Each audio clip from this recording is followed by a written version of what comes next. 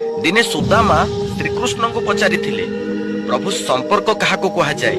सुदामा कथा शुणी भगवान श्रीकृष्ण निजर मित्र सुदामा को स्मित हस दे कही जेउठी स्वार्थ थाए सेठी संपर्क न थाए आउ जेउठी संपर्क थाए सेठी स्वार्थ न थाए।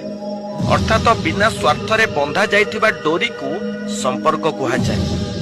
जेउठी राग हिंसा काम क्रोध लोभ मोह माया एसबू देखा मिल न थाए। धन हेबा पर जो मनीष संपर्क भूली जाए से माने केबे भी शांति रे रही पारंती नाही।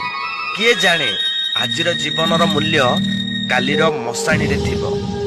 आजिर धनी कालीर भिकारी हेबा पाई बेसी समय लागिबनी। कालीर भिकारी आजिर धनी हेबा पाई बेसी समय भी लागिबनी। ए जीवन रे छंद कपट करिकी केते दिन आमे बंचिबा। जहा आनीचे ताहा ए मर्त्यपुर रे फकीबा। जहा नेकी जीवा ता भगवान को पुरे आनंद रे भोगिबा।